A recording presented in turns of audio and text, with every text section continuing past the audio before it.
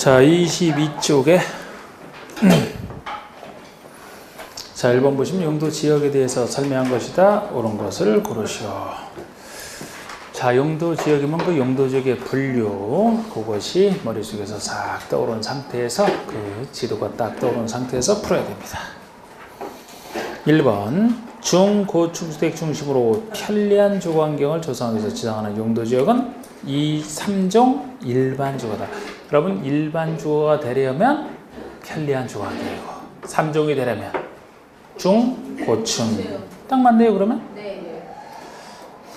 1, 2, 3종 저층, 중층, 중고층, 딱 중고층입니다. 이번에 도시의 자연환경 경관 산림, 녹지 공간을 보존할 필요가 있는 지역은 자연녹지다. 보존 녹지죠. 보존 얘기만 있으면 보존 녹지입니다. 자연 녹지가 되려면 어떤 말이 반드시 들어가야 돼요? 불가평요 제한적 개발이 허용되는 이 말이 들어가야만 되거든요. 녹지 지역 중 불가평요 제한적 개발이 허용되는 이 얘기가 들어가면 이것이 자연 녹지 얘기죠. 생산 녹지가 되려면 무슨 말이 들어가야 됩니까? 농업적 생산을 위해서 개발을 유보하겠다. 이 얘기가 들어가야 돼요. 4번의 일반 공업지역에는 주로 중화학공업이나 공해성 공업을 수용하기 위해서 지정한다. 전용공업에 대한 설명이죠. 일반 공업은 환경을 저해하지 아니하는 공업 배치가 들어가야지. 5번의 자연환경 보호 등으로 해서 보존이 필요하나 주변 지역의 관계들을 고려할 때 자연환경 보존지로 지정하기가 관리가 곤란한 지역에는 생산관리, 보존관리가 돼야지. 이거는 자연환경 보존지역에 준하는 보존관리가 돼야 됩니다. 생산관리가 되려면 농림지역으로 지정하여 관리하기가 곤란한 그 말이 들어가야 돼요. 네, 맞는 건 1번이고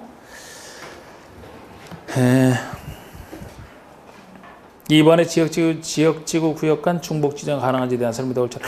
중복지정은 뭐만 안 된다라고 했어요? 지역 간에만 안 되고 나머지는 다 된다. 그러면은 1번의 용도 지역끼리 중복하여 지정할 수 있다? 없다. 이게 틀렸죠. 나머지는 다 됩니다. 자, 3번 문제 보시면 농지 조성을 목적으로 하는 해안 매립지가 농림지역 및 자연환경 보존지역에 이웃하고 있다. 매립지에 대한 용도지역 지정에 대한 바른 설명. 자, 우리 매립지가 나오면 항상 지정 특례에서 매립지에 대한 특례죠. 매립 목적이랑 이웃하는 용도지역의 내용을 비교해서 둘의 내용이 같을 때 특례, 다르면 특례 인정 안 된다. 여기서 특례가 인정된다는 것은 이웃하고는 용도지역으로 지정된 것으로만 보고 고시는 새로 해야 된다. 특례가 인정 안 된다면 관리계획 결정해서 지정하는 수밖에 없다 그랬어요. 그럼 여기서는 매립 목적이 농지조성. 근데 이것이 어디가 이웃하고 있느냐? 농림지역 및 자연환경 보존지역 두 지역이 이웃하고 있죠? 그럼 전체가 다른 경우라고 했죠? 그러니까 그대로 하면 어떻게 해야 돼요? 관리계획 결정을 해서 농림지역으로 지정해야지. 농지조성이 목적이니까 매립 목적대로 지정해야 되잖아요. 그러면 어디 있나요? 5번? 도시군 관리계획으로 용도지역을 지정하라. 농림지역 지정하게 되겠죠. 뭐 관리계획으로 하는 건 이거밖에 없잖아. 자, 4번 문제 보시면 용도지역 지정 절차 특례에 대한 설명으로 옳은 것은 옳은 거. 공유수면의 매립 목적이 인접하고 있는 용도지역의 내용과 같은 때예요. 같은 때는 매립의 준공인가일로부터 인접한 지역의 용도지역으로 지정 고시된 것으로 본다. 이건 고시가 들어가서 틀렸어요. 고시를 빼야 돼. 고시는 의제되는 게 아니고 고시는 새로 해야 된다 그랬죠. 고시가 들어가서 틀렸습니다. 2번은 공유수면의 매립 목적이 인접지역의 용도지역과 다른 때는 관리계획 결정 절차에 의해서 용도지역을 지정해야 된다. 다르니까 특례 인정 안 되니까. 이게 맞고요. 3번의 항만법 규정에는 항만구역으로서 관리지역에 연접된 공유수면은 도시지역으로 결정 고시합니다. 자, 우리 도시지역으로 의제되려면 도시지역에 연접해야 되지. 항만구역이든 어항구역이든 도시지역에 연접해야 도시지역으로 의제된다 그랬죠? 관리지역에 연접하고 있으니까 이런 도시지역으로 간다면 틀려요. 관리계획 세우는 수밖에 없어요. 역시 4번에 농지법에서 농업진흥지역으로 지정고시된 지역은 국계법에 의한 농림지역으로 결정고시 상서로 본다. 이거는 왜 틀린 것 같나요?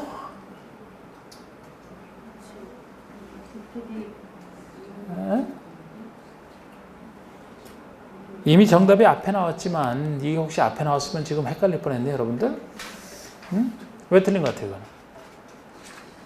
관리지역이라는 전제가 없으니까 틀렸지. 농업진흥지역이 농림지역으로 가는 것은 맞다 그랬죠? 그런데 그게 되려면 전제 조건이 어디 있을 때만? 관리지역 안에 있는 농지에 대해서 농업진흥지역 지정될 때만이죠. 지금 여기라면 어느 지역이든 상관없이 농업진흥지역은 농림지역으로 간다는 표현이 되죠? 관리지역 안에 있는 농지만. 예? 이게 농림이나 자연환경 보전지역에 있는 농지라면 이렇게 관리가 없죠. 관리지역의 전제가 빠져서 틀린 겁니다. 5번처럼 이런 전제가 들어가야 된다니까요. 관리지역 안에 산림 중 이렇게 이 말이 빠져서 4번은 틀린 거라고. 관리지역 안에 산림 중 산지관리법에서 보전산지로 지정고시된 지역은 보전산지, 이 법에 의한 농림지역으로 결정고시된. 그런데 이거는 뒤가 틀렸지. 보전산지는 농림지역 또는 자연환경 보전지역. 보전산지가 농림에 들어가기도 하지만 자연환경 보전지역도 들어가잖아요. 이건 농림지역 또는 자연환경 보전지역. 뒤가 틀렸죠. 4번은 앞이 틀렸고. 이 4번, 5번이 실제 이렇게 다 나왔던 부분들입니다. 뭐 하는 곳이지?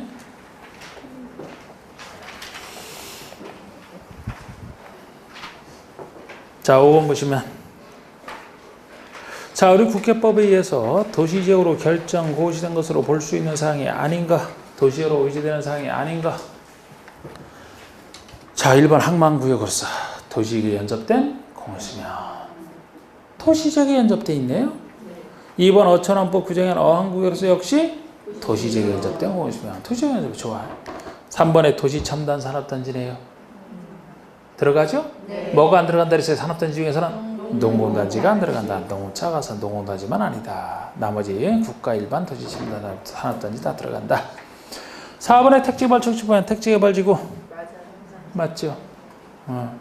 5번에 전원개발 촉진법 규정한 수력발전소를 설치하기 위한 전원개발 사업구역. 이게 원래 전원개발 사업구역 예정구역은 도시지역으로 의제가 됩니다. 원칙적으로. 그런데 수력발전소를 설치하겠다. 송전, 변전, 설비만을 설치하기 위한 전원개발 사업구역 등은 제외. 그래서 5번이 되는 것이고. 자, 6번의 농림지역에 전원개발 촉진법에 의한 전원개발사업구역이 지정되었다. 농림지역에 전원개발사업구역이 지정되었어요. 이에 관련된 바른 설명은? 그럼 도시군관리계획 결정으로 도시지역으로 지정해야 된다? 이래야 됩니까?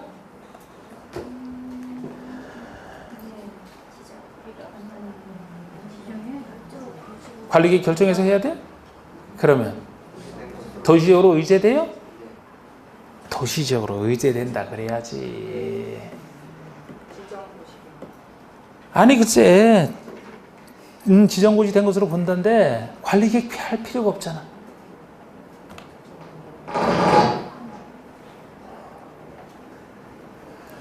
아니 아까 도시지역으로 결정고시된 것으로 보는 것 중에 하나가 뭐예요? 전원개발 사업구역 및 예정구역이죠? 네. 그럼 도시지역으로 의제된다 그랬죠? 네. 그러니까 관리계획 결정을 하라는 얘기 자체가 틀린 거지. 관리계획 결정할 필요 없이 저절로 도시지역으로 결정고시로 본다잖아요. 이게 수력발전소 이런 거 하기 위해 나왔으면 아니지만 지정 특례이기 때문에 이거 틀렸고요. 이번에 송변소 설비만을 설치하기 위해서 만약에 지정하였더라도 도시지역으로 결정고시로 본다? 아니죠? 이때는 도시지역으로 의제가 안 되죠? 3번에 전원개발 사업구역이 사업의 미시행으로 해제가 되었다면 그 지역은 농림지역으로 환원된 것으로 본다? 이게 맞잖아요. 이 농림지역의 전원개발 사업구역이 지정되는 순간에 이거는 도시지역으로 의제가 된다고 했는데 만약에 이거 해제가 됐다. 해제되는 원인에 따라 달라지죠? 사업이 미시행으로 해제됐다면 과거지역으로 환원된 것으로 본다. 사업시행 완료로 해제가 됐다면 환원된 것으로 보지 아니한다. 제 원인 중에 미시행이니까요. 맞아요 이게. 4번에 전원개발 사업구역이 사업이 완료되어 해제되었다면 그 지역은 농림지역으로 환원된 것으로 본다가 아니죠. 사업 완료니까 보지 아니한다 그래야 되고. 5번이 용도지역이 환원되는 당시 이미 사업에 착수한 자는 신고를 하고 사업을 해야 된다. 자, 환원 당시에는 이미 사업에 착수한 자 신고를 하고 사업을 할까요? 그냥 할 수 있을까요? 이것도 기득권자 보호구조에 하나가 있긴 있는 거라고 이게. 근데 용도지역이 만약에 사업 미시적으로 환원됐다라면 또 새로운 행위 제한이 가해지죠, 그죠? 과거에 도시지역이었던 농지역으로 다시 바뀌게 되니까 그러면 이미 그 사업에 착수한 자는 기득권자로서 보통 그냥 신고 없이 그냥 그냥 하면 돼요. 그래서 3번만 맞는 겁니다.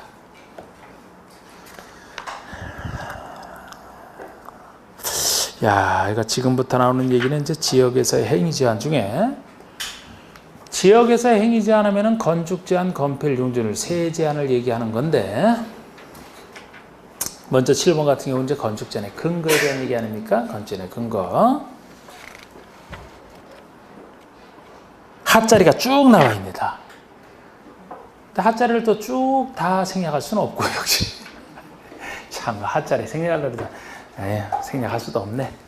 자, 건축 제한의 근거면은 원칙이 대통령령 예외 개별법에 의하는. 자, 한번 보세요. 7번의 국회법상 지역에서의 건축물의 건축 제한이 개별 법률에 의해야 되는 경우가 있다. 예외적으로 개별법이 제한되는 예외. 각 경우와 그 근거 법률의 연결이 옳게 된 것을 찾아라. 기업권의 농공단지는요, 산업 집적 활성화 및 공장 설립에 관한 법률이 적용이 될까요? 아니야. 산업 입지 및 개발에 관한 법률이 되겠습니다. 농공단지만 도시로 의지가 안 돼가다 보니까 농공단지는 산업단지를 정하고 있는 법률이 산업 입지 및 개발에 관한 법률이거든요. 산업 직접 활성화 이런 법률이 아니고, 그래서 이건 틀린 거예요. 니은번의 농림지역 중 농업진흥지역은 농지법. 제가 농림지역에 들어갈 전문적인 땅에 대한 특별법. 농업진흥지역과 농림지역에 들어가는 거 맞죠? 네. 농지법. 이거 맞거든요. 요거 오라. 니은번 옳고. 디귿번의 자연환경보전 초지법. 이 초지가 초지법이 적용되려면 농림지역에 있는 걸 전제로 해요. 초지는 풀을 재배하는 농림지역의 농지처럼 보시라고 했잖아. 틀렸고. 리을번의 자연환경 보존산지 산지관리법 역시 보존산지도 농림지역에 들어가는 걸 전제로 해서 림에 해당되는 게 보존산지 아닙니까 주로. 그래서 이거 산지관리법 여기 적용되려면 농림지역 좀 그래야 돼요. 틀렸고. 미음번의 자연환경 보존지역 천연기물 보호구역은 문화재보호법. 자, 우리 각종 보존할 것들은 보호할 것들은 자연환경 보존지역에 들어간다 그랬죠? 그러니까 이건 일단은 맞고 문화재보호법에서도 천연기념물을 문화재보호법에서 규정하고 있습니다. 맞아요. 그래서 일단 니은과 미음이 맞죠? 네. 비읍번의 자연환경 보존 중 해양보호구역 수산자원관리법. 해양보호구역까지는 좋은데 수산자원관리법이 아니고 해양생태계 보존 및 관리에 관한 법률이 되겠습니다. 비슷한 법. 해양생태계 수산자원관리법을 적용하려면 수산자원 보호구역일 때죠. 그래서 답은 3번만 맞고. 8번의 국회법상 아파트를 건축할 수 있는 지역을 찾아라. 아파트를 건축할 이게 작년 문제입니다. 이게. 여러분, 제가 아파트는 주택에서 가장 큰 것이라 녹지 비도시 보존할 때가 아예 안 되고, 주상공 중에서 주거지역 중에서는 어디가 안 돼요? 개념상 안 되는 곳들 있잖아. 주거지역 중에서는 일종 전용, 일종 일반. 일종 전용은 단독주택 중심이라 공동주택의 대표기관 아파트 못 들어간다. 일종 일반은 저층주택 중심이라 4층의 한자를 제한을 받기 때문에 아파트 들어갈 수가 없다.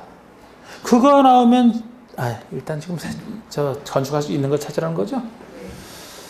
그리고 상업지역 중에서는 어디만 돼요? 유통은 안 되고 유통을 제외한 상업지역이 되고, 공업이라면 준공업만 된다. 그러면 계획관리는 관리지역이라 안 돼요. 녹지 비도시는 다 안 되잖아. 있는 거 찾으라는 거죠. 일반 공업이면 안 되죠. 준공업만 되니까 유통상업 단독부터 안 되는 겁니다. 아파트 당연히 안 되죠. 일종 일반 주거지는 대표적으로 안 돼. 그러면 이종 전용, 답이 5번이죠. 이종 전용이라면 공동주택 중심인데 아파트가 못 들어가면 어떻게 말이 안 되지. 개념만 알아도 풀 수 있는 거 아닙니까? 이종 전용이 공동주택 중심이다. 아파트 당연히 들어가지. 그래서 자, 우리 9번 문제. 다음 A, B, C, D 가운데 국계법령상 각 건축물의 건축물과 그 건축물에 허용되는 용도지역이 바르게 연결된 것은 허용되는 게 바르게 연결된 것은 일반 음식점은 2종이죠 여러분. 일반 음식점이 2종 군생이거든요. 그러면 2종 전용주거에 들어갈 수 있나요? 안 돼. 안 돼.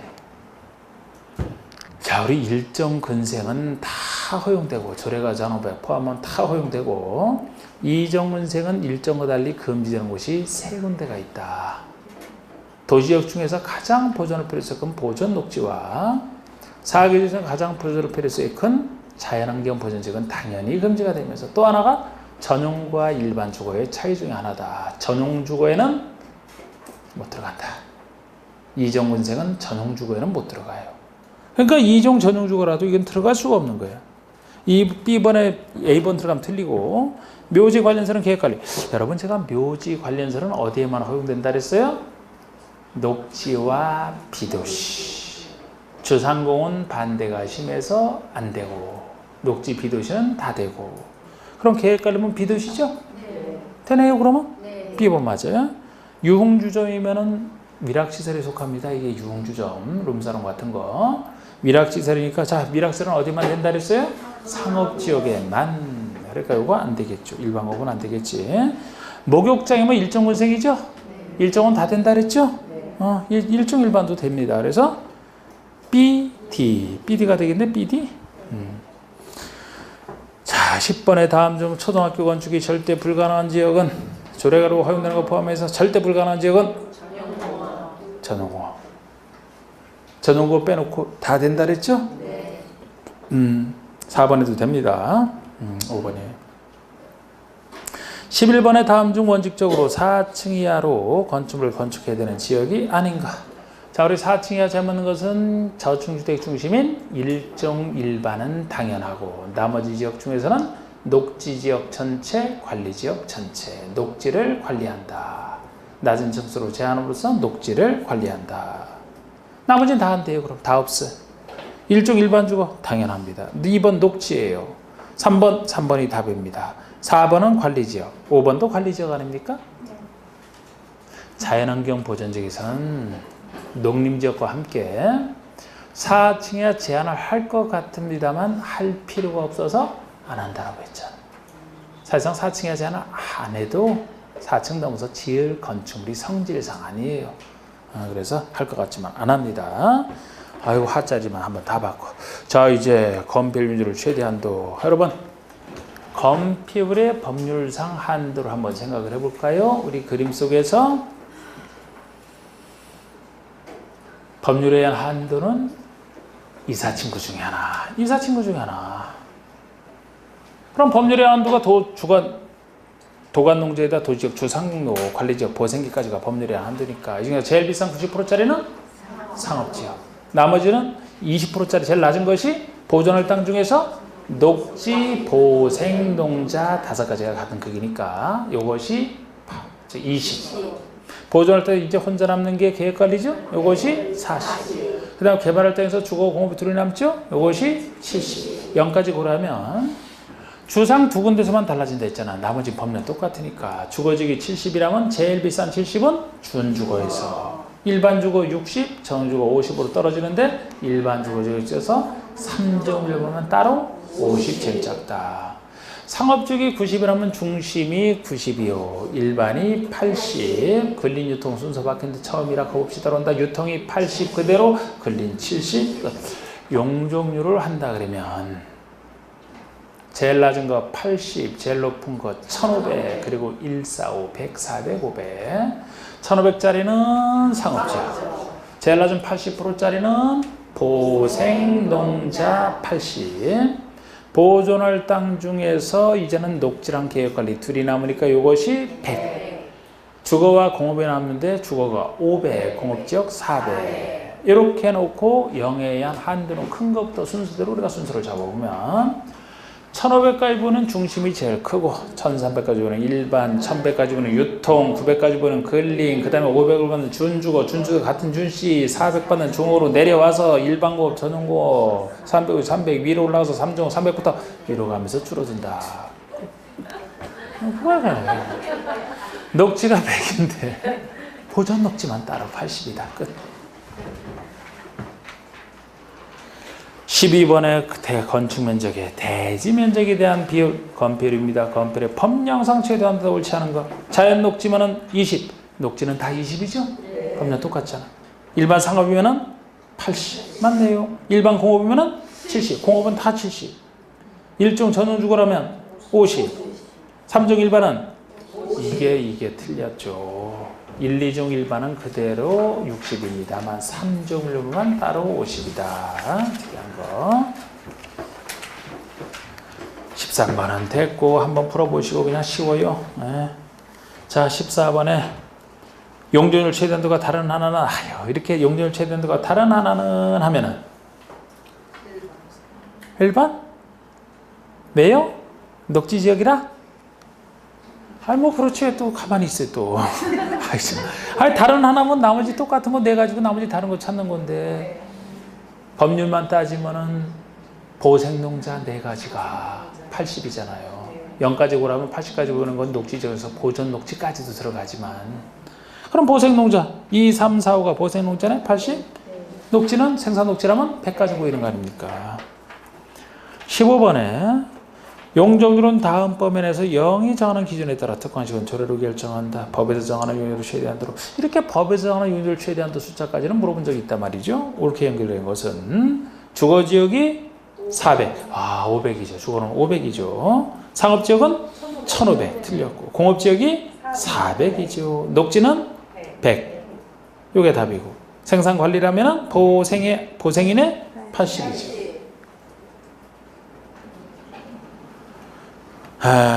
16번. 한데 이게 바로 건폐율을 따로 정하는 특례에서 얘기하는 거예요. 따로 정하는 특례.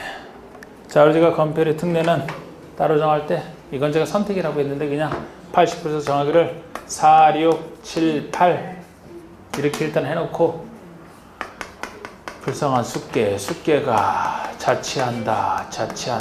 농촌에서 나머지 산업단지 대충 이렇게 해놨던 것이죠. 수산자원 보고요. 개발진흥지구인데 여기 개발진흥지구는 비도시역에 위치하는 것만 얘기해요. 개발제한구역이라도 이게 자연녹지지역에 혹시 위치한다 그러면 자연녹지지역에 위치한다 다시 예외로서 요거는 따로 30% 이하 이렇게 돼 있는 게 있습니다. 여기는 보통 비도시의 개발진흥지구를 얘기해요. 그리고 자연공원 취락지구, 농업단지보다 당연히 나머지 산업단지가 더 클 수밖에 없죠. 작은 순서대로 이렇게 해놨을 때 그 기준이 틀린 것은 도시지역 외지역에 있는 개발진흥지구와 이게 여기 개를 얘기하는 거예요. 비도시에 있는 개발진흥은 40%입니다. 혹시 이게 여긴 없지만 자연녹지지역의 개발진흥지구 이렇게 하면 30이 된다고요. 자연녹지지역의 개발진흥지구는 30, 제일 낮은 것이다. 이 중에서 수산자복이 수에 40이고요. 자연공원과 취락지구, 이게 보통의 취락지구를 얘기합니다. 자연취락 60, 농구단지가 7이죠. 7, 4, 6, 7, 8에 7, 그리고 공업지역에는 나머지 산업단지가 80이 됩니다.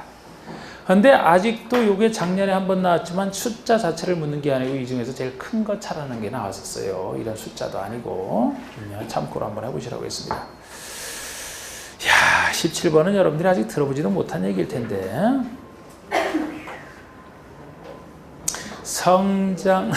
성장관리 방안을 수립한 경우에 건폐율을 따로 정할 수 있다.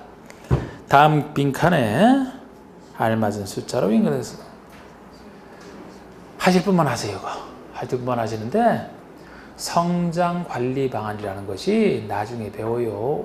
이번 달에 배우게 될 겁니다. 성장을 관리하게 한 방안이에요. 성장을 관리하게 한 방안으로서 올바른 성장을 유도하려고 성장을 관리하는 방안이라 나중에 보시면 우리 지역 중에서는 성장관리 방안은 주상공에는 안 돼. 주상공은 이미 성장이 끝난 곳이라 주상공이 아닌 녹지나 비도시에서 나중에 성장할 때 대비해서 성장관리방안을 수립하는 걸 녹지와 비도시만 주상공은 안 되고요. 이미 개발 끝나고서는 안 되고 그리고 여기서는 이제 거기에 대한 건폐율을 따로 정하는 특례인데요. 우리가 기존 지역의 건폐율의 한도에다가 다 10을 더해주면 돼. 그냥 10을 더해주면 됩니다. 그리고 이것도 건폐를 따로 정하는 특례는 원래 녹지와 비도시는 다 만들 수 있지만 녹지 비도시 지역 중에서 특히 유보용도인 자생계를 대상으로 하는 거예요. 그래서 보세요. 계획관리지역의 계, 생산관리의 생, 자연녹지의 자, 이게 자생계거든요. 나머지 보존할 땅은 안 되고 성장관리방을 수립할 땅 중에서도 유보용도라래요. 유보용도, 자생계, 자생활하는 계모임. 역시 이 자생계에서만큼은 이 건폐율에 다 10을 더해주면 돼. 10을. 성장관리를 수립한 경우는 계획관리적 경우는 아까 계획관리는 건폐율 한도가 얼마였어요? 계획관리는 40이었죠? 네. 이 사이에 40이었죠? 네. 10을 더하면 얼마가 돼? 50%까지. 생산관리나 자연녹지는 보생, 녹지 그러니까 원래 20이었죠? 네. 여기다 10을 더하니까 30. 따로 정할 수 있는 특례 중에 하나예요. 이것도. 아직 낸 적은 없어요. 그런데 성장관리 방안을 자생계, 유보육 지역에 할 때만 이렇게 기존 용적률에, 기존 건폐율에 한도에다가 다 10만큼 더할 수 있게 해놓은 거예요. 자, 18번은 빈칸에 알맞은 것은 도관, 농자, 사계지역으로 용도가 지정되지 아니한 지역에 대해서 용적은 얼마 이하에서 조례로 정합니까? 80. 왜 80이 됐어요? 그렇지. 도관, 농자 중에 지정이 안 돼 있으면 일단 제일 막아놓고 보자. 자연환경 보존지역이나 행위자는 끌어서 쓴다 그랬죠? 자연환경 보존지역은 용적률이 80 아닙니까? 그렇게 답을 하시는 19번의 지역에서 행위제한 등에 대한 설명으로서 틀린 것은 했는데, 틀린 거 됐는데, 도시지역이 세부 용도주로 지정되지 아니한 경우에 건축의 용도 제한이 됐던 건폐율 용적률, 즉 지역의 행위 제한을 적용함에 있어서 보존 녹지에 대한 규정을 적용한다. 도시지역 중에서 가장 엄격한 보존 녹지. 이번에 관리지역인데 세부 용도로 지정이 안 돼 있어요. 용도 제한, 건폐율 용적률 적용에 있어서 보전 관리에 대한 규정을 적용한다. 관리지역인데 보전 관리. 도로법 40조 접도구역에서 행위제한 규정은 농림지역에 적용되지 않는다. 농림지역은 훌륭히 적용이 되지. 어디에 적용이 안 되지? 도시지역에 적용이 안 되는 규정이잖아. 도시지역의 도로 옆에 있는 땅은 너무 비싼 땅이라 접도구역을 지정해서 통제할 수 없다. 도시지역에는 적용이 안 되는 규정이잖아요.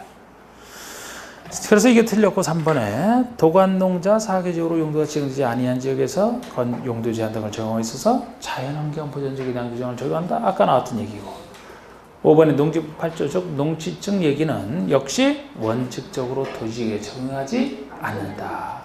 개발할 땅이니까 농사지을 땅이 아니다. 도시지역은 적용 안 합니다. 단 예외는 존재하죠. 도시지역이지만 녹지지역 안에 있는 농지로서 도심계획 시설 사업에 필요하지 아니한 농지에 대해서는 적용이 되는 예외. 농사짓기 좋은 땅이라 다시 농지증 발급받아야 된다 그랬죠?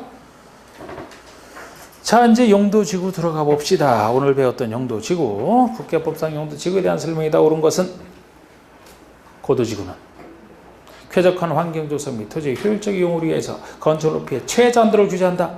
최고한도라서 안 좋은 땅이라 그랬죠. 최고 높이를 통제하니까 안 좋은 땅입니다. 2번에 방제지구란 화재, 풍수해, 산사태, 집안의 붕괴 그 밖의 재해를 예방하기 위한 지구이다. 화재는 빼야 돼요. 화재만 빼면 좋아. 화재는 방화지구가 따로 있어서 그거 빼고 나머지 제기가 되겠습니다. 3번에 문화적 보존수가 큰 건축물 주변의 경관을 보호, 유지하거나 형성하기 위해서 역사문화 환경 보호지구를 지정할 수 있다. 아니 경관 보호가 나오는데 어떻게 보호지구가 나옵니까? 경관 보호가 나오는데 이거는 특화경관지구가 돼야 되죠? 특화경관지구. 특화경관이 뭐를 어떤 특별한 경관을 보호한다 그랬어요? 요거랑 수변경관. 요거랑 수변경관 두 가지 말이죠. 이게 역사문화 환경 보호지구가 되려면 경관을 빼고 그죠? 보호와 보존이 들어가야 된다고. 그냥 보호지구니까. 4번의 방화지구는 자연방화와 시가지 방화지구로 세분할 수 있다? 없어. 이런 거야. 자연과 시가지로 나눌 수 있는 건 뭐예요? 방제지구지. 방제지구지. 5번에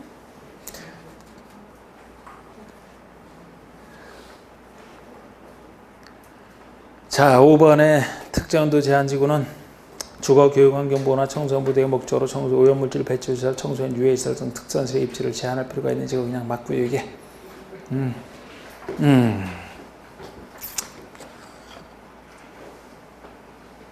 2번 넘기시고 기출문제 수상이라 그대로 보시면 돼요. 3번에 아이고 이것도 너무 쉬운 거잖아. 개발장만 지정할 수 있는 건 뭐예요? 집단 철학. 4번 보시죠. 용도 지구에 대한 설명이다. 옳은 것은 특화경관지구는 산지, 구릉지 등 자연경관을 보호하거나 유지하기 위해서 필요한 지구를 말한다. 자연경관을 보호 유지 그러면 무슨 말이 나와야 돼요? 자연경관지구에 대한 설명이겠지. 특화경관이 될 수가 없죠. 특화경관하면 수변 또는 문화적 보존가 큰 건축물의 경관, 이 두 가지 경관이 되겠습니다. 틀렸고 중요시설을 보호지구에서 보호하는 중요시설물로는 항만, 공항, 공용 학교시설이 있다. 학교는 안 들어가. 학교 대신에 뭘 넣어야 돼요? 학교 대신에 교정 및 군사, 교정과 군사시설, 교정과 군사시설이 학교 대신에 들어가야 됩니다. 3번의 자연철학지구는 녹지 관농자 안의 취락을 정부에서 필요한 지구를 말한다. 이게 맞죠? 네. 자연철학이 자연스럽게 형성된 취락, 녹지와 관농자. 집단철학은 개발제한구역에만. 4번에 산업유통개발진흥지구는 상업기능 및 유통분류기능 중심으로 개발정비할 필요가 있을 때 지정한다. 상업 대신에 공업을 넣어야지. 공업을. 산업이니까 산업이 공업을 위한 것이고 유통이 유통분류기능을 위한 것입니다. 우리 상업개발진흥지구는 영의 종류 속에서는 없다 그랬어요. 5번에 복합용도지구는 복합용도 효율적이고 복합적 토지용을 도모하기 위해서 특정 세대 입지를 완화죠. 완화. 복합용도 여러 가지 용도로 쓰겠다는 건데 무슨 강화입니다. 강화하면 큰일 나게 특정 세대 입지를 완화해서 완화되는 것만큼 들어가게 풀어주는. 자, 5번 문제 보시면 다음 중 용도지구를 영이 정하는 바에 따라 세분할 때 그 내용으로서 옳지 않은 것은 경관지구는 자연경관, 시가지경관, 특화경관지구로 세분할 수 있다. 2번 개발진흥지구는 주거개발진흥지구, 상업유통, 관광휴양, 복합, 특정 5가지로 세분할 수 있다. 상업 대신에 산업으로 바꿔놔야 돼요. 상업 대신에 산업으로 바꿔놔야 됩니다. 3번의 취락지구는 자연취락지구와 집단취락지구로 세분할 수 있다. 자연과 집단. 방제지구는 자연방제, 시가지 방제지구로 세분할 수 있다. 5번에 보호지구는 역사문화 환경 보호지구, 중요설물 보호지구, 생태계 이렇게 세분할 수 있는 거죠? 네. 6번에 답은 방제지구에 대한 설명이다. 옳지 않은 거. 방제지구에 대한 거 모아놓은 겁니다. 방제지구는 풍수의 산사태, 집안의 붕괴, 기타 재해를 예방해서 정할 수 있다. 아까 했던 건데 빨리 판단해 보세요. 아까 했던 거잖아? 화재 없으면 맞는 거지 뭐. 화재 없으면 맞는 거지 뭐.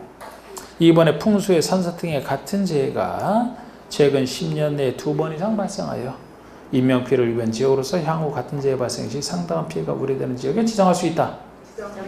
해야만 된다. 이거는 숫자는 맞는데 하고 가만히 있으면 안 돼요. 항상 이 경우랑 연안침식관리구역으로 지정했다. 요 얘기가 나오면 해야만 된다가 특징이라고 했잖아요. 이것만. 그래서 그 특징을 잘 살펴보셔야 돼. 네? 할 수 있다 해서 그냥 앞에만 보시면 안 돼요. 뒤에 특징이 해야 된다 아닙니까? 3번에 토지 용도가 낮은 해안변, 하천변, 급경사지 주변 등의 지역으로서 건축 제한을 통해서 예방이 필요한 경우에 자연방제지구를 지정할 수 있다? 네. 맞죠? 네. 이게 자연방제잖아. 자연상태에 사람들이 안 사는 무엇을 통해서 건축 제한을 통해서 예방이 필요할 때.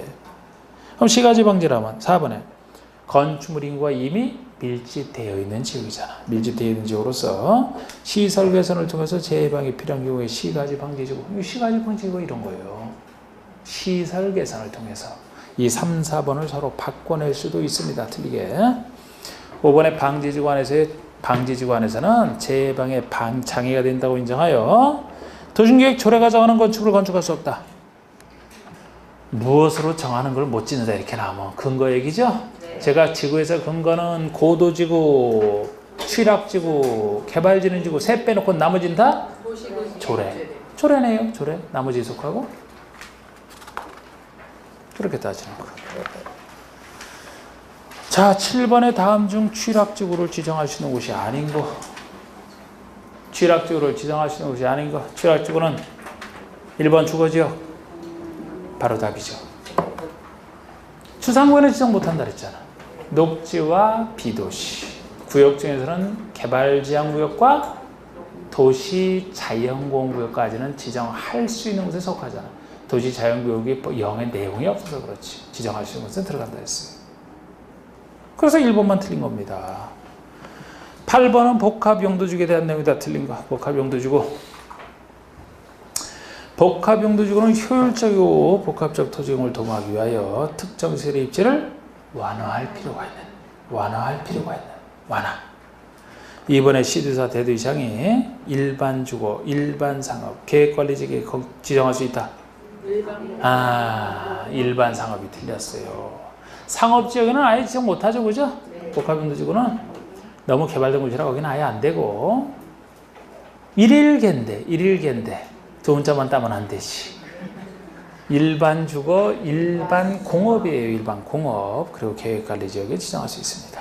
어디에 지정하는지 정확히 보시라고 일부러 냈고, 용도지역의 변경 없이 해당 용도지역의 건축 제한만을 완화하는 것이 적합한 경우에 지정한다. 4번 간선도로의 교차지, 대중교통 결절지 등 토지용 및 교통 여건의 변화가 큰 지역 또는 용도지역 간의 경계지역, 가로변 등 토지를 효율적으로 활용할 필요가 있는 지역에 지정한다. 이렇게 개발수가 높은 곳에 지역 변경 없이 용도지구를 통해서 하려고. 5번 용도지구의 지정목적이 크게 저해되지 아니하도록 해당 용도지역 전체 면적의 3분의 1 이하에서 지정한다. 이것도 아셔야 되죠? 여기 너무 많으면 안 되잖아. 그래서 여기서 핵심은 이제 2번, 5번 아닙니까? 2번, 5번. 근데 2번은 틀렸지. 5번은 맞고. 9번의 국회법상 용도지구에서의 행위제한에 대한 설명이 다 틀린 거. 지구의 행위제한에 대한 설명이 다 틀린 거. 자, 지구에서 행위제한 나오면은 아까 세 가지 예외. 고도지구에서 높이는 핵심이라. 높이를 뭐로 정한다 그랬어요? 관리계획으로 직접 정하겠다. 취락지는 고유성을 살려서 들어가는 것에 대한 근거법. 자연취락이 녹지, 비도시, 지역에 들어가니까 대통령령으로. 집단취락은 개발장구에만 들어가니까 거기에 대한 행위제한법인 개특법이에요. 그리고 개발진흥지구는 개발을 해야 되기 때문에 지구단위계획이나 개발계획이 필요하냐 아니냐에 따라서 지구단위나 개발계획이 필요하면 그 수립하는 개발진흥지구는 그 계획으로 직접 통제하면 되고, 그걸 수립할 필요가 없으면 그냥 할 수 있다는 얘기니까 지역의 건축 제한에 따라서 하면 되고, 요거 빼는 건 다 조례죠? 그렇게만 보셔야 돼. 그럼 1번에 자연취락지구, 자연취락지구 나왔어요. 그럼 예외 아닙니까? 대통령 0으로 따로 정한다. 뒤에 2번에 중요성을 보여주고, 이거 예외 아니죠? 예외 아니니까 뭐로 정하는? 도중계획 조례가 정하는 건축물의 하나에 건축할 수 있다. 무엇으로 정하는지만 잘 보세요. 3번의 경관지구 안에서는 예외 아니죠? 역시 조례가 정하는 건축물을 건축할 수 없다. 있다 없다 그거보다 무엇으로 정하는 그 수준만 보셔도 된다 그랬습니다. 더 정확히 보시면 좋겠지만 4번의 집단취락지구라면 개특법. 5번의 개발지구 안에서는 계획적 개발에서 도중계획 조례에 위반하는 건축물을 건축할 수 없다.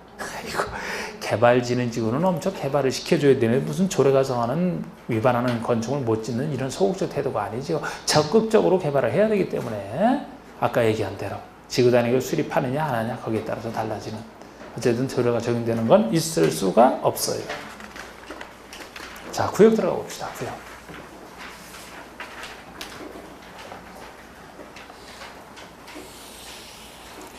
자, 01번은 너무 쉬운 얘기라 됐고, 개발지향구역에 대한 설명이 다 틀린 거. 도시의 무질서한 확산을 방지하고 도시 주변의 자연환경을 보존하여 도시민의 건전한 생활환경을 확보하기 위하여 지정할 수 있다. 어때요? 건전한 생활환경 확보. 2번 보안상 도시개발을 제한할 필요가 있다고 인정되는 경우에 국방부 장관이 지정한다. 틀렸죠? 보안상 얘기로 지정하는 건 좋은데 그렇다고 국방부 장관이 지정하는 게 아니고 국방부 장관 요청으로 인해서 지정은 국토교통부 장관이, 보통의 국장이 하지.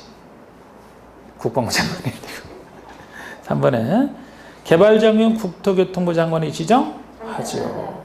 개발중개 필요한 경우 취락지구 지정할 수 있다 그랬고 이게 집단 취락이잖아. 행위지 않은 개특법에 따른다. 네, 2번만 틀렸습니다. 3번에 도시자연공원구역에 대한 설명이다. 옳지 않은 것을 했는데 도시자연공원구역 시도지사 대도시장이 관리구로 지정 변경한다. 시도지사 대도시장이 2번 도시지역에 있는 식생이 양호한 산지의 개발을 제한할 필요가 있을 때 지정할 수 있다. 자연공원 도시지역에 있는 식생이 양호한 산지 하나 그래서 작은 산지를 자연공원으로 만들겠다. 3번 도민의 건전한 생활환경을 확보해서 지정한다. 요거는 개발 제한 구역이죠. 넓은 생활에 어떻게 바꿔줘야 돼요? 건전한은 똑같은데 건전한 여가 휴식 공간, 건전한 여가 휴식 공간 제공이죠. 건전한 여가 휴식 공간 제공. 4번에 도시 자연공원에 취락을 정비할 필요가 있을 때 취락지구를 지정할 수 있다. 도시 자연공원구역 안에서도 취락지구를 지정할 수 있는 곳에 속한다 했잖아요. 5번에 행위 제한 등 관리에 대해서 따로 정해진 법률로는 도시공원 및 녹지 등에 대한 법률이 여기 적용이 되는 거 맞습니다. 4번에 시가와 중구에 대한 설명이 옳은 거. 시가와 중구, 무질서한 시가와 속도 조정하겠다라는 1번 도시지역과 주변 지역의 무질서한 시가를 방지하고 계획적 단계적 개발을 도모하기 위해서 도시공원 관리구로 지정한다. 어디에 대해서? 도시지역과 주변 지역. 무질서한 시가 방지, 안정적 개발 다 맞아요. 대상과 목적 다 좋습니다. 다 좋으면 이게 맞는 거네? 맞는 거예요. 시가와 지정구역의 시가와 유보기간은 5년 이상 10년 내에서 5년 이상 20년 내에서 3번의 시가와 지정구역 지정은 도시공관리로 정하나 시가와 유보기간은 도시계획 조례로 정한다. 유보기간도 핵심이라 똑같이 관리계획으로 정한다 그랬잖아. 관리로 직접 정합니다. 뒤가 틀렸고 4번의 시가와 지정구역 지정에 대한 관리계획 결정은 시가와 유보기간이 만료된 날부터 효력이 상실한다. 만료된 날이 아니고 만료된 다음 날. 만료된 다음 날. 4번에 5번에 이 구역의 지정 당시 관계법에서 공사사업에 착수한 자로서 구역 결정 오늘부터 30일 내 공사사업 내용을 시장에서 신고한 자는 기득권 인정된다. 3월이죠. 시수 중에 하나잖아 이게. 시수 중에 하나를 여기서 낸 거죠. 3월 내 신고잖아. 3월 내 신고. 그래서 정답도 정답이지만 다른 것들 왜 틀린지 잘 보셔야 됩니다. 자, 5번 보실까요? 시가와 지정구역 안에서의 행위 제한에 대한 그런 설명이 좀 옳지 않은 거. 자, 시가와 지정구역 행위 제한만 국회법에 지금 나와 있더라고 했는데 원칙은 안 되는 거, 금지되는 걸 전제로 해서 도중계획 사업이라면 국장이 인정하는 것만, 도중계획 사업이 아닌 개발행위라면 공익, 생업, 경매한 것에 대해서 허가받아라. 1번 도중계획 사업은 국방상황상 세가와 정관에서 사업 시행이 불가피한 것으로서 중앙행정관장의 요청에서 국장이 인정하는 것에 한하여 할 수 있다. 이렇게 도중계획 사업이라면 국장이 불가피성을 인정해야 되고 또 중앙행정기관장의 요청에 의해서 아주 정확합니다. 다 표현하고 있어요. 2번 도중계획 사업에 의하는 경우를 제외하고는 그럼 기타 개발행위네요. 예외적으로 특광지장소에 허가를 받아 할 수 있다. 도중계획 사업이 아닌 것은 허가 대상이죠. 예외적으로 3번의 주택의 증축은 기존적으로 포함해 폐기하에 해당하는 주택의 증축은 허가를 받아 할 수 있지만 주택의 신축은 불가능하다.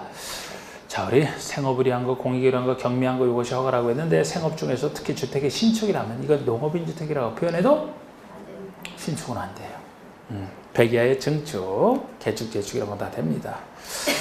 자, 4번에 시가와 지정관에서는 농업인 등이 축사 퇴비사를 건축하려면 허가를 받아야 된다. 축사 퇴비사면 허가받을 수 있죠? 네. 농업인의 생업을 위한 거, 생업을 위한 거 허가를 받아야 되죠. 단 대통령이 정하는 경매행위, 임목의 벌채주림 등 경매행위는 특광지장소에 신고할 것이다. 아무리 경매한 것도 신고는 없어요. 최소가 허가입니다. 원칙이 안 되는 거. 공익생업 경미 허가예요. 최소가 허가입니다. 신고는 없어요. 6번에 시가중간에서 허가를 받아 할 수 있는 개발행위가 아닌가? 편하게 보세요. 축사 가능합니까? 양어장, 농어주택의 신축 이렇게 나와도 안 된다니까. 신축이잖아. 신축은 안 돼요. 신축은 안 돼. 교정시설 공익을 위한 거네요. 임목의 벌채 경미한 거네. 아까 농어주택의 신축을 잘 못 찾았으면 뭐를 찾으려고 했어요? 3번을 만약에 못 찾았다면 안 찾아요? 찾을 게 없어서? 좋아.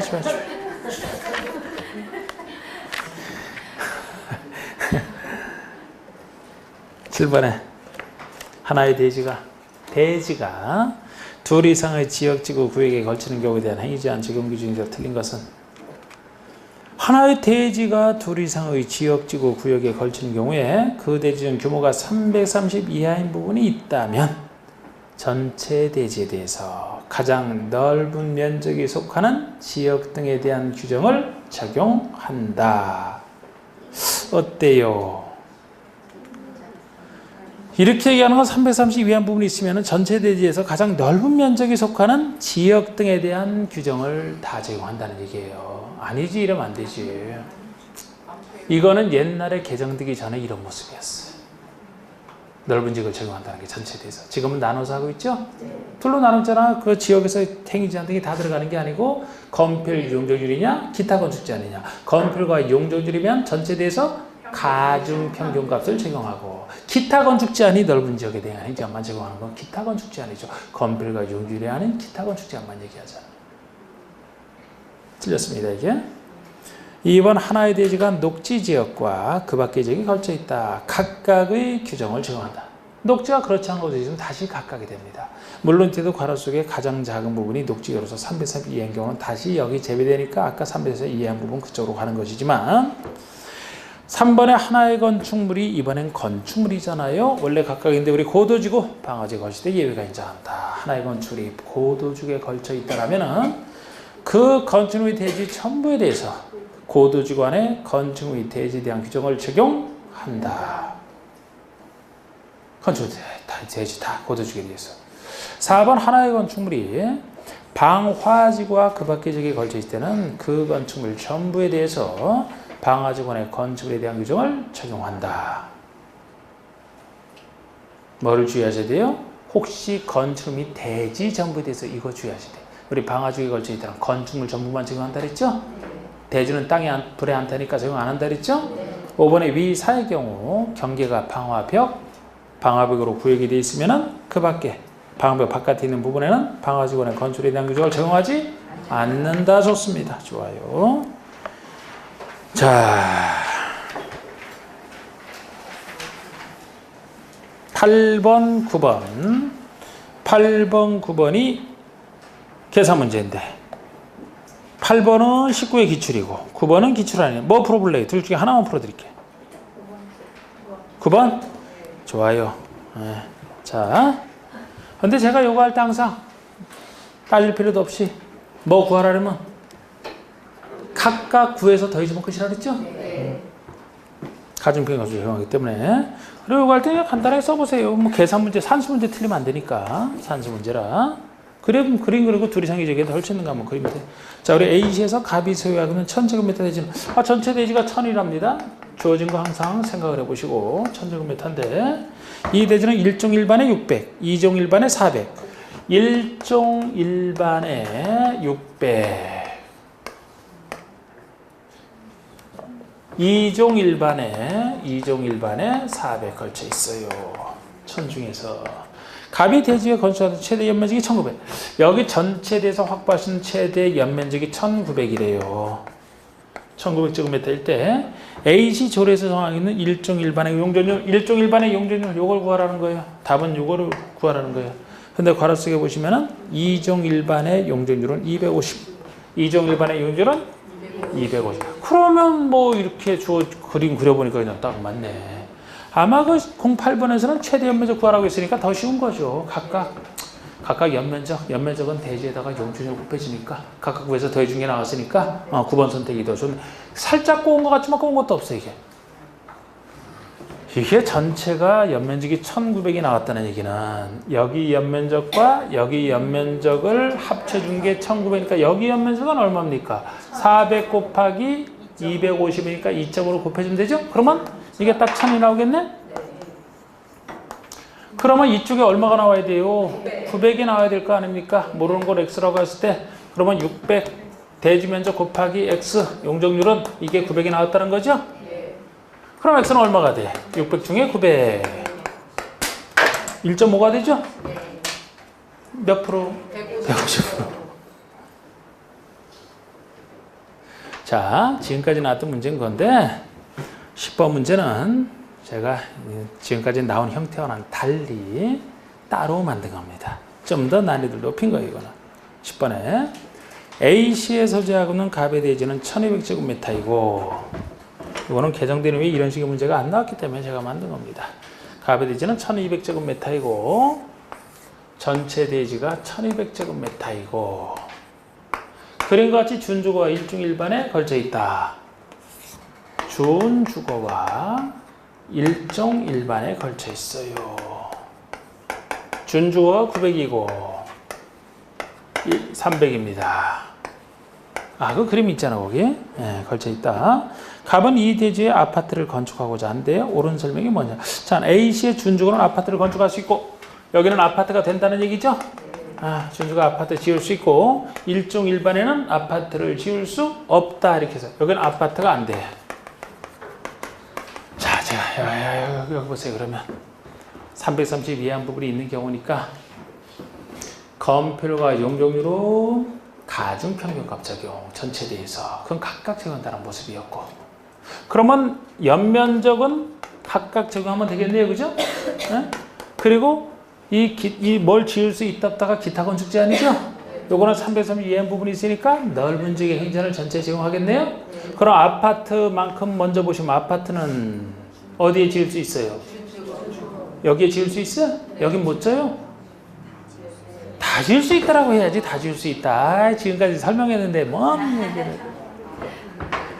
330 이하한 부분이 있잖아요.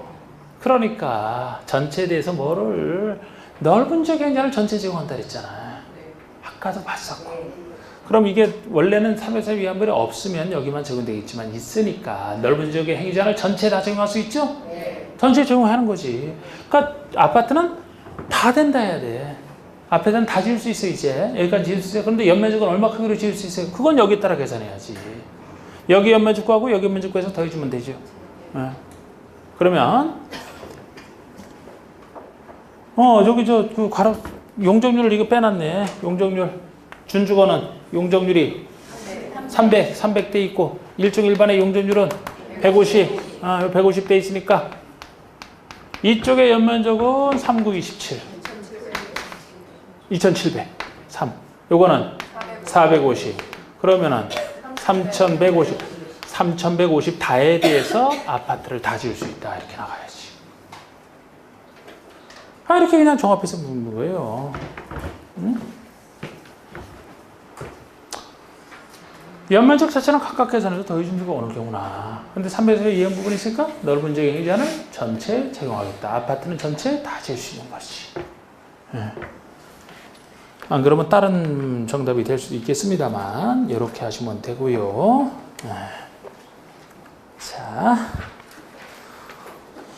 자 오늘 3번까지 풀어보면 되겠네. 3번까지 그럼 딱 들어주네 뭐. 딱 37을 더해서. 자 우리 공동구 수용 관리에 대한 설명을 드는 거. 자 우리 도심계획 시설 중에서 공동구와 광역시는 별도로 정해놨다 그랬죠? 그래봐서 크게 중요한 건 아니지만 그죠? 틀린 것은 공동구 설치에 필요한 비용, 설치 비용이죠? 공동구 조명 예정자와 시행자가 부담한다. 공동부담이죠? 공동구는 쓸 사람이 정해져 있어서 시행자가 혼자 낼 것을 예정자와 같이 낸다. 2번 시행자는 공사를 완료한 후 지체 없이 점용공사 기한 등을 특광시장운수에게 통지하라. 시행자가 공사를 완료하면 지체 없이 점용공사 기한 등을 시장운수에게 통지하면 돼요? 점용 예정자에게 개별적으로 통지를 했잖아. 점용 예정자에게 개별적으로 통지해주면 그자가 점용 공사했더니 점용을 한다라고. 신문에 공고하는 것도 아니고 특권시장원수에 알려주면 뭐 어쩌라고 특권시장원수에게 점용 예정자에게 알려주는 거예요. 틀렸고. 3번에 도시발구역이나 정비구역으로서 200만 제곱미터를 초과하는 경우 시행자가 공도를 설치해야 된다. 설치 의무는 면적 200만 초과하는 큰 사업일 때 200만. 4번에 공도 관리에서 드는 비용 관리비. 그 공도를 점용하는 자가 함께 부담하되 점용하는 자들끼리 함께 부담하되 부담 비율은 면적을 고려해 관리자가 정해준다. 5번에 설치 비용을 부담하지 아니한 자, 부담을 완납하지 아니한 자를 포함하여 설치 비용을 부담하지 아니한 자가 공도를 점용하거나 사용하려면 관리하는 관리자 허가를 받아야 된다. 맞습니다. 2번에 다음 중 공도가 설치된 경우에 반드시 공동구에 수용해야 될 시설이라는 거 웬만한 거 다 집어넣어야 된다 그랬죠? 네. 수용 꼭 해야 되는 게 아니라 수용할 수 있는 거 두 가지만 구별하시라 그랬잖아. 이것이 가스관, 하수도관 안전 문제 때문에 위험해서 가스관, 하수도관 그것은 공동 협의의 심의를 거쳐 수용할 수 있다. 답이 5번이 되겠습니다.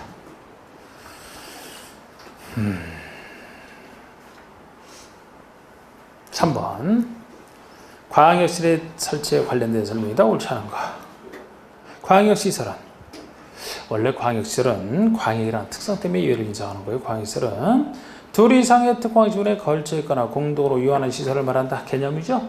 걸쳐 있거나 공동 이용하는 두 가지 종류의 시설을 얘기합니다. 광역시설의 설치 관리는 도시군 관리구로 결정한다. 광역시설의 설치 관리를 도시군 관리구로 결정해요? 아니, 언제 그랬었나? 예? 도시군계획 시설의 설치 관리에 관한 규정에 의한다는 거죠? 도시군계획 시설의 설치 관리에 관한 규정에 의합니다. 그래서 도시군계획 시설의 설치 관리에 관한 규정에 의한다는 광역시설의 설치 관리는 관리계획으로 결정한다라는 내용은 관리계획 중에서 기반시설 중에서 관리계획으로 결정된 시설이 도시군계획 시설이잖아. 그러니까 광역시설을 설치할 때는 관리계획으로 결정한다라는 얘기는 맞는 거예요. 원래 광역시설 등 포함해서 웬만한 기반시설은 관리계획 결정해서 합니다. 그게 도시군계획 시설이잖아. 근데 조그만 기반시설이라면 관리계획 결정 없이 설치할 수도 있다 그랬죠? 저건 조그만 기반시설이 아니라고. 그러니까 의무적으로 관리계획으로 결정해서 설치하는, 즉 도시군계획 시설로 설치하는 게 원칙이 되는 거예요. 3번에 종합문제. 3번의 광역시설은 관계특광시장원수가 협약을 체결하거나 협의 등을 구성하여 설치관리 해야 된다. 해야 된다가 틀렸어요. 이건. 원래는 광역도 도시계획시설의 일종이기 때문에 도시계획시설의 설치 관리에 관한 규정에 의한다가 원칙이에요.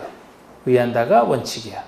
그런데 광역의 특성을 살려서 관계특광시장원수가 협약을 체결하는 협의 등을 구성하여 설치관리 할 수 있는 예외 때문에 별도로 할 수 있다라고 할 수 있다. 해야 된다는 원칙은 도시계획시설에서 해설 그렇게. 4번의 관계시군에 협약 체결이나 협의 등이 구성되지 아니하는 경우에 도지사가 설치관리 할 수도 있다. 시군 간의 협의가 없으면 도지사가 나설 수도 있다. 예외잖아. 할 수 있다. 이렇게 표현해야 돼요. 3, 4, 5번에 다 그래야 돼. 국가기구로 설치하는 광역시설은 그 광역시설의 설치 관리를 사업 목적으로 하여 다른 법률에 따라 설립된 법인이 설치 관리 역시 할 수 있다. 국가기구로 설치하는 광역시설은 별도의 법인 만들어서 설치 관리를 맡길 수 있다. 이렇게 보시면 돼요. 이번에 하여튼 광역시설은 관리계로 결정해서 설치하는 그 시설에 속하지 예외 아니다. 그 표현이고. 자, 오늘 여기까지 하면은 될 것 같은데요. 여기까지. 앞으로 그러면은 다음 주에는 여기다 37을 더하면 되겠죠. 여기다 37을 더하면 딱 80페이지가 되겠네. 딱 80페이지. 지금 할 거면 이런 식으로 하면 되겠네요. 여러분들이 잘 따라오셔가지고 꼭 상중이 아니더라도. 근데 여러분들이 풀어오시는 거 예습하는 거는 상중만 풀어오셔도 괜찮아요. 여유가 없더라면. 자, 마치겠습니다. 여기서.